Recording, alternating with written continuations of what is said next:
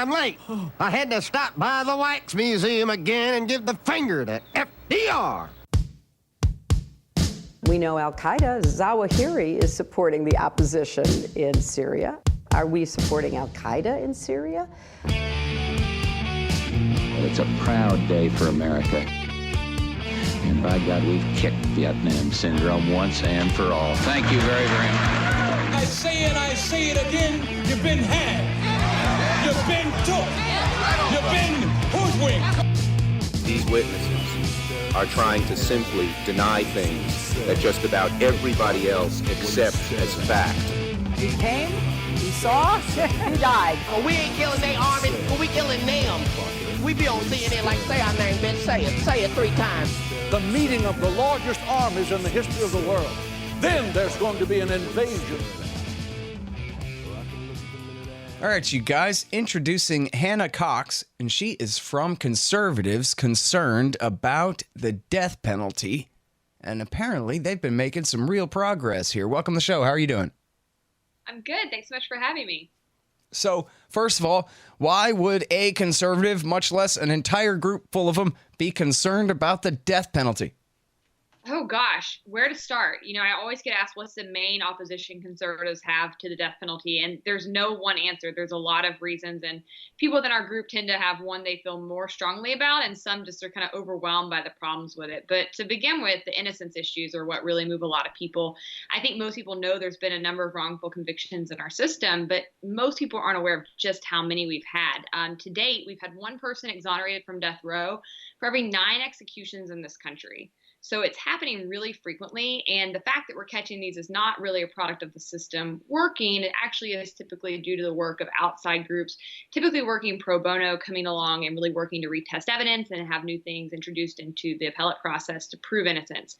And so that's really scary. It takes about 10 years on average for an innocence case to work its way through the system. So it's not a quick process at all. And so due to that and due to the limited amount of resources we have combing back through cases, there's no telling how many others we just haven't discovered yet. And I think for people like me, 1 in 9 is just unacceptable. I think even risking one innocent life to a government is totally out of question for someone who believes in limited government. And so that's certainly what made me change my mind on it a number of years ago. Another big problem for conservatives, though, are the cost. The death penalty is the most expensive part of the system on a per offender basis. And it's about $750,000 to $1 million more per case to carry out a death penalty case than it would be for life in prison without parole. Now, most people will think that that's because the system takes so long. That's typically what I hear, speed up the process. Well, in reality, about 70% of the costs of the death penalty actually come from the trial alone. The trial is about 4 times more expensive than the appellate process. Otherwise, you would see life without parole and death penalty costs be pretty similar, since most people who are sentenced to death actually still serve life without parole anyways. Most people who are on death row end up dying of natural causes and not actually being executed. But because the trial is so much more expensive, it is drastically more costly to carry out a death penalty case. And that's not just wasteful, because we know the death penalty is not a deterrent, but it also is an opportunity cost. That's money that we're not spending on programs that actually could work to deter crime. And it's not money that we're spending on actually solving more crimes, which we really do very little of in this country. We only have about a 51% average clearance rate for homicides year in and year out. So there's a lot of people who are having no justice whatsoever while we spend millions of dollars on a few sort of randomly selected death penalty cases. So we were formed by a group of pro-life activists in Montana a number of years ago who were conservative and felt very strongly in their pro-life views and thought that that should be applied from birth all the way through the natural death of a person. So we've seen a lot of people rally around that. And then once you get past those issues, you know, just looking at kind of who gets the death penalty is really highly problematic. I think most people assume that it's for the worst of the worst. You know, Ted Bundy's name or someone like that is usually brought up to me. But if you really start digging into who gets it, you'll find that it's highly arbitrary. It really comes down to the location where the crime is committed. About 2% of the nation's counties actually bring the majority of death penalty cases. And since reinstatement in the late 70s, all of our executions have come from less than 16% of the nation's counties. So that's the driving force determining who actually is getting these sentences and who isn't. And that's followed by a person's ability to afford good representation. Oftentimes, people who get the death penalty are simply people who can't afford good representation. A lot of them have had public defenders who were overburdened with a number of cases. Some had public defenders offenders that were later disbarred or disciplined. Many were sentenced before the formation of indigent defense funds in this country. And so when you actually start looking into these cases, you'll be really surprised at who's there. And I think many people are recognizing that it's not who we thought is there. Many people, such as BTK or Jeffrey Dahmer, or even one of the 9/11 conspirators, who people would probably form consensus around agreeing that those are some of the worst crimes that we've seen. Those are not people that got the death penalty. And instead, you'll often find people who had psychosis, severe mental illness problems, many veterans, and people who were just really vulnerable. So I think all of those things combine and have led people to recognize this is a failed big government program. Like so many others, it has all of the error and ineffectiveness that we so often see in government. That's why we're limited government activists. And it's really not something that's consistent with conservative values. Yeah. All right. Now, so we're going to talk about all this progress you've been making, and this must mean with conservative Republican legislatures and governorships across the country if you're having success, because by far the Republican Party dominates on the state level there. But I want to go back over this one thing that you mentioned there about such a small number of counties. In other words, such a small number of prosecutors who really decide that they're death penalty prosecutors are behind such a gigantic percentage of the actual death penalty convictions and sentences. It sort of raises all kinds of questions about the rule of law at all. If it's really that much discretion is in play on questions that large, you know what I mean? Where is the cop going to give a guy a jaywalking ticket or not? That's the kind of discretion where, yeah, sure, fine. And especially if it's in favor of the civilian, go ahead, you're all right, just be careful. Versus the kind of discretion where this one DA in this one county, which, hey, I'm in Texas, there's like, I don't know, 200 or 300 counties in Texas or something. I don't even know. There are plenty of counties I've never even heard of. And you're telling me that you could just have one prosecutor there that, boy, he loves giving people the death penalty, him and the judge, and boy, do they do it all the time. And it just seems kind of out of whack to, I guess, what the common understanding would be about how this works. Yeah, it's a great point. I think many people are unaware of just how much power district attorneys have in this country. And a lot of them are elected, and people aren't paying very close attention to what they're doing. And they hold a tremendous amount of influence, not only over how the laws are applied and how we proceed with sentencing in the criminal justice system, but also on the legislative process. Many of them are very active in lobbying and heavily weigh into the legislative process and push for more laws or new laws or push against reforms such as like what I work on. And so I think it's a good thing for people to be aware of just how much they get to decide in this situation. And it's true that most of them in this nation have determined that this is a really expensive process. It puts an extreme amount of weight on the system that then is a burden to solving more cases or prosecuting more cases, or for people defending cases when you're looking at the public defender's office. And the cost is simply not worth it because, again, you're not getting a deterrent effect for the death penalty. When you look into the data, regions of the country and states that use it the most always correlate with having much higher rates of violent crime, whereas regions that do not use it or that get rid of it, and states specifically that repeal it, either see no difference in their violent crime rate or even sometimes see a dip in their violent crime rate, which I would argue is due to having more resources freed up towards using in programs that actually could work to combat crime in the first place. And so when you're looking at that and recognizing that you're not getting anything for this money and that you could be doing things that would actually increase public safety outcomes or give more justice to more victims, I think it becomes pretty clear for most people that the death penalty isn't a very sensible thing to proceed with. And then you have a couple really overzealous people who kind of try to hang their hat on it and typically maybe try to use it as a way to climb the political ladder. Yeah. Soon to be governor, whoever the prosecutor is, working his way up there. And which goes to show the responsibility of the people, too, that if that's what the people want, if that's what continues to be successful campaign sloganeering, then they'll keep using it and keep running on it. And then on the other hand, if they get the idea, especially that conservatives are over this and don't believe in it, think of it, as you said, as just another failed government program. Big surprise that they can't get this right. Then that can really mean a lot. You attack the right from the right, out conservative the conservatives on something like this, rather than somehow moving left or being liberal on this, making it a very kind of conservative and right wing and constitutionalist kind of a point, as you said too, on spending as well. That just doesn't make sense for all those kinds of reasons. You know, get that idea out there more and more popularized that, hey, actually a great many conservatives are concerned about the death penalty. And just as you said, too, on the issue of fairness, I can never stop making this anecdote plain, and people ask me about it all the time, too. It's a real story where when I was a cab driver back in, say, 98 or 99 or something, I had an assistant DA from Harris County, Texas, that's Houston, in my cab. And she told me that they had a slogan down there at the DA's office. Not her, of course, or, her best friend or whatever, but all the rest of them, though. And what they said was, if they really didn't do it, they'll get out on appeal. And then, so what that meant was, anyone the cops bring them, they nail them to the wall. And that they don't even stop to question whether they really are guilty or really did it or not. They see whether they can get a conviction. Simple as that.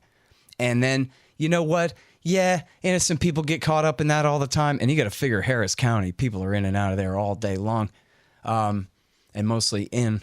There's this huge margin of innocent people caught up in it. But don't worry. Once they're in prison and they have no ability to make money to hire a lawyer, and the preponderance of the evidence is on them to show not even that they're innocent, but that somehow they were wrongly convicted because some science was ignored or some perjury was suborned or because a judge knowingly and obviously broke a major rule in instructing the jury or some kind of thing like that, where innocence is actually no defense once you've been convicted. It's not even part of it necessarily.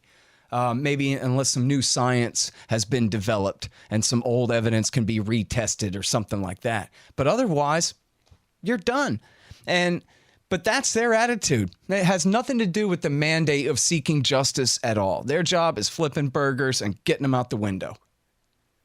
And that's frankly terrifying because, as I briefly mentioned, that's a completely erroneous view of how the appellate process works. The appellate process is not going back in and looking for new evidence. They're not looking to retest evidence. They're not looking for issues of innocence whatsoever. The appellate process is merely making sure that rules were followed. It's looking at procedural issues. Were there Brady violations?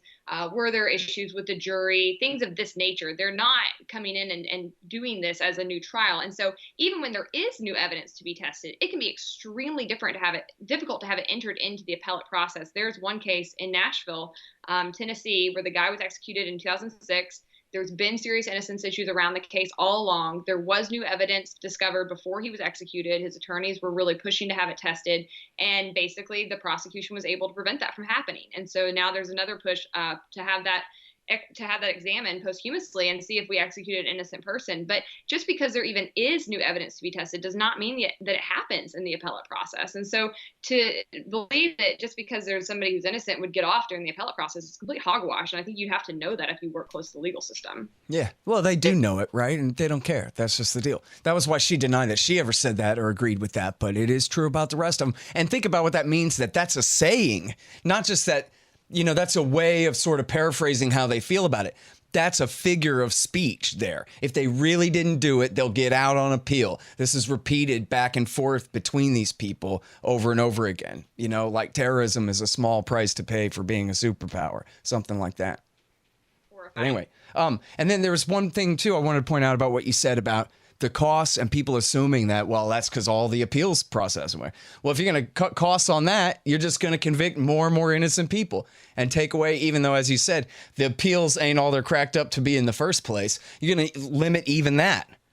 And right. So people who are wrongly convicted should have even less chance to get out because of the cost of keeping them there, when the obvious solution is just to give them life without parole. And that was actually a big deal here in Texas, that they kind of refused for, I guess, generations or all along maybe, to even have life without parole as an option in order to incentivize for the death penalty. That you don't want to take the risk that this guy's going to get paroled after a few years, not after what he's done. So you got to give him the needle. And it was only just a few years ago that they gave life without parole as an option here. Yeah, and that's true across the country. We also, many states did not have life without parole until the turn of the new millennium. And we have seen since that has become pretty much across the board an option. Since 2000, new death sentences are down 60%. And so when juries are given the option to go with something less than execution, they are picking that oftentimes. We've even had several jurors come out from trials that took place in the 80s and 90s and say, we didn't want to have him executed. We were told that we didn't really use executions. A lot of the states weren't really carrying them out. And so they were told this is just sure way to make sure that someone they thought could be ongoingly violent would not be released back into society. But had they had the opportunity to use life without parole, they would have gone for that instead. And so I think that's a great point. That luckily has been a bit of an arguing chip taken away from them, and we're seeing that people don't go for it. We're also just seeing a real downturn in opinion towards the death penalty since the height of popularity in the late 1990s and early 2000s. You know, we have 25 states who have done away with it in some capacity. 21 have gotten rid of it legislatively. 4 others either have judicial or executive moratoriums on it. And of the 25 that do still have it, over a third of them have not used it in a decade or more.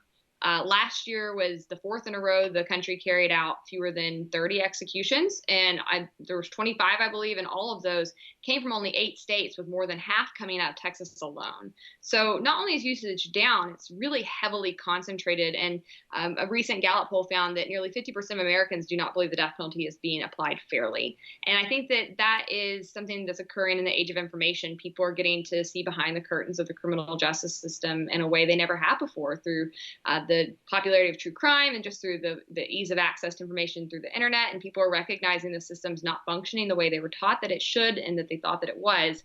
And so you're really seeing a backlash towards that. I think that will continue. Yeah. All right. So let's talk about that. You have this new report out called The Right Way. More Republican lawmakers are championing death penalty repeal. Yeah, that's right. So when we first started looking at this data, we were examining from 2000 on. And back in 2000, it was really very rare to see a Republican mention this issue, much less sponsor a piece of legislation to repeal the death penalty. We went national with our organization in 2013. We found that by 2016, that number of Republican lawmakers had more than doubled. Now it has increased 10 times the amount of Republicans are sponsoring pieces of repeal legislation. In 2019 alone, we've had 11 states with Republican-sponsored bills to repeal the death penalty. One of those was successful in New Hampshire, where they actually overrode the governor's veto by 1 vote in each chamber. So Republicans were the final piece in that pushed it across the finish line, and they got rid of the death penalty. We saw Wyoming, which is a very red state, almost pass death penalty repeal and fall only a couple votes short of that. They passed it through their House and fell only, I think, 2 or 3 votes short in their Senate. And so a lot of momentum is happening around that. We're seeing that this is something that not only is the public supporting, but that it's at a point where in the culture, lawmakers feel they can champion this issue without reproach on the conservative side. So we really see a lot of movement when it comes to this. We've seen people running for office as Republicans and announcing their anti-death penalty in the primary phase of their candidacy and still winning. We saw 2 Republican U.S. Senate candidates win their races the past year after having already announced in the primary phase and being attacked for it that they were anti-death penalty. We've seen people running on the Republican ticket for governorships announcing this. And so there's a lot of emboldenment happening. And I think that it's because they're recognizing that people are for this. And that's typically what you see with legislators and lawmakers. I always say it takes about 10 years for them to catch up to where the public is. And so the fact that they're at this point really shows you how far we've moved as a society on this. Yeah. Well, I just saw a thing last week about opinions about, I know it was a reason about the FBI and how after I think Russiagate was a big part of it. And, for that matter, on both sides of the election of 2016 and all of this. And that as a consequence, that now convictions in federal court have dropped by a couple of percentage points, sort of across the board as a reflection of that loss in confidence. So, and that really is the point. We are just talking about cops here. And a lot of times they don't know the difference between inductive and deductive logic. And a lot of times they lie on the stand or don't know what the hell they're talking about. And a lot of times innocent people go to prison. And you know what? We see all the time where innocent people get sprung from prison after sitting in there for decades. But hey, at least they get to die at home, as opposed to getting executed for a crime they didn't commit, which I don't know all the details. I read a couple of articles on both sides of this case. I'm not really sure, but there was a real debate about the last execution here in Texas, just 6 or 8 weeks ago, about this guy and whether he really had done this crime or not. And so he might have been convicted beyond a reasonable doubt at the moment, but I don't think anyone would argue that he definitely did it beyond a shadow of a doubt. It was certainly disputable whether he had done it, Yeah, and I think, when we look at the amount of wrongful convictions, like I mentioned earlier, 1 in 9 have been exonerated from death row. That's an extra step in the process of really proving. That's a huge number. Think about that, what that means when you multiply that out. Or can you tell me that's how many hundreds or thousands of people across the country? It's about approaching 170 people. We've carried out about 1,500 executions since reinstatement. So of those, about 170 have been exonerated. Now that's exonerated. Like I said, that's And that's over what period of time? Over about 35, 40 years. Okay. But that's not to mention the other people who have been released from death row for potential innocence issues. So I just want to point out there's a difference in exoneration. That's an extra burden in the legal system to really prove, go in and have your record cleared, you're exonerated. There's been many, many other people who have been released over potential innocence issues from the death penalties rows that were not fully exonerated, but maybe they took Alford pleas, which is something where you maintain your innocence but recognize that if there were to be a new trial, you could be convicted again. And so the system says, we don't want to have a new trial. And you say, me either. And so you take an Alford plea and you're released, but you're not fully exonerated. Or you have many other people who've had their trials overturned or reversed because of potential innocence issues or because of procedural issues, and they've been released. You also have about 870-something people who have been wrongfully convicted and charged with homicide but just happen to not get the death penalty, which, like I mentioned, given the arbitrariness of who gets the death penalty, who doesn't, is pretty random. But we've had even more innocence issues discovered if you go past the exoneration number. So 1 out of 9 is shocking and should be, but it's actually even bigger than that, the problem. And I think a lot of people think that that's because it was before DNA. That gets brought up to me all the time. Like, now we have forensic science and this wouldn't happen anymore, which is also total hogwash. If you look at a lot of these exonerations, they're from convictions that occurred post 2000. And the reality is we still only have DNA evidence available in about 10% or less of cases. So it's not as widely available as shows like CSI and Law and Order lead people to believe. And even when it is present, there's been a lot of problems with it. It's been responsible. The misapplication of it has been responsible. And about 45% of wrongful convictions we've discovered thus far. So again, you have bad practices that are later debunked, like microscopic hair analysis or bite mark evidence that were once said to be foolproof and scientific and now are known to be just junk science. They're not allowed to be used anymore, but they were used to convict a lot of people. You have other things where they're not using full portions of the DNA sample. They don't have full portions, and so they're comparing much lower percentages of the sample, and you're getting results that are not nearly as solid as you would if you had a full sample. You have a lot of contamination issues in labs. You've had labs that are paid based off of conviction levels. So they're incentivized to produce results for the prosecution instead of just finding the truth. You've had lab technicians out and out lie on the stand about the evidence. So I think a lot of people feel secure nowadays because of DNA, and in no way should they. It's a tool. It can be a useful tool, but it is something that should be considered alongside all the other evidence. We also have about 70% of wrongful convictions involving misidentification by an eyewitness. So I've had many people who've served on juries who've said, I felt comfortable convicting because this guy saw him do it. You can't get more clear than that. Well, you really can, because people's memories are not as solid as they think they are. And especially when you're talking about identification across races, we see a lot of people misidentifying others and thinking they saw someone do something when it turns out to be somebody totally different. So there's all kinds of things that can go wrong. Of course, there are issues with investigation techniques and Brady violations on the prosecutor side. You do have qualified immunity for both of those two parties, and that's problematic. You also have the use of jailhouse informants, which are, of course, have an incentive to lie and give information that could be biased or in some way swayed. So there's all sorts of things that go into leading to wrongful convictions. There's also just the fact that our public defenders' offices are swamped. A lot of them don't have the resources that they need. They sometimes are handling hundreds of cases at once. They don't have the same resources to test evidence or to pay for expert testimony. And so there's a real David and Goliath sort of situation occurring in the justice system where people are given an attorney, but that doesn't mean they're given great representation. And it's not because we don't have great public defenders in this country. We do, but we're not giving them the tools that they need to be successful or to really provide a quality defense. And so all of that combines and really makes the risk of a wrongful conviction quite high. Hey guys, Scott here for Liberty Under Attack Publications. Looking for a Liberty-focused publisher? Liberty Under Attack publishes books and strategy guides for individuals looking to increase their personal freedom. They assist authors through the entire publishing process: proofreading, editing, cover designs, paperback and Kindle formatting, and full audiobook narration and post-production. Tell them Scott sent you and get 20% off a full service deal. To get some one-of-a-kind books or for more information, visit libertyunderattack.com. Hey guys, check out Listen and Think audiobooks. They're at listenandthink.com and, of course, on audible.com.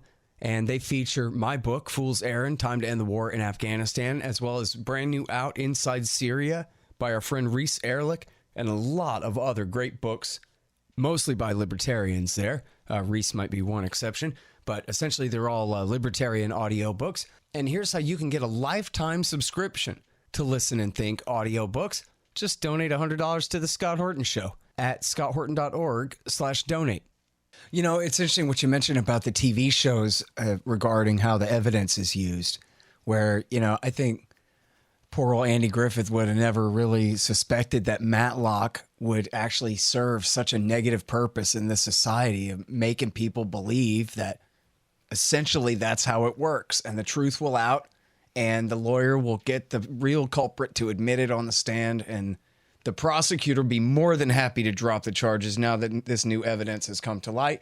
And that's just how it works. And then on the other side, you have the CSI guys where, oh, look, a hair. And all of a sudden they have a foolproof case. And I always like on Law and Order, they get it wrong for the first 6 minutes. But then after that, they figure it out and always get the right guy. And that stuff can be really powerful for how people, for how a juror imagines this evidence must have been developed. They're picturing scenes from the TV show, you know? We got a CSI effect in the system where they know that when a jury is presented with DNA evidence, they're almost always likely to convict because they just have so much faith in it because of these TV shows and have so much faith in the testimony of people working in the legal process to always, you know, be the good guy who really is concerned with justice. And the reality is, it's not always the case, but also the reality is that humans are fallible. You know, I don't think that every cop who is involved in leading to a wrongful conviction or every prosecutor who prosecutes a case ends up being a wrongful conviction is a bad guy who doesn't care about justice and thinks that, you know, there might be a chance of doing wrong. I think there's a lot of people who really think they're doing the right thing and who really strongly believe that this is the person, and you've got a lot of confirmation bias occurring around you and you get really bought into this. And I think it's really hard to ask humans to be perfect, but because of that, that's why we should not have the death penalty. We know that our system will never be foolproof enough to where we should feel comfortable as a government allowing this to occur. Yeah. All right, you guys. Well, check out this great new piece. It's at conservativesconcerned.org. It's called The Right Way. More Republican lawmakers are championing death penalty repeal. This might be some good propaganda for you to share with your local conservative Republican lawmakers, huh? And that is Hannah Cox. Thank you very much for your time on the show. Thank you so much. All right, y'all. Thanks. Find me at libertarianinstitute.org, at scotthorton.org, antiwar.com, and reddit.com/Scott Horton Show. Oh, yeah, and read my book, Fool's Errand, Time to End the War in Afghanistan, at foolserrand.us.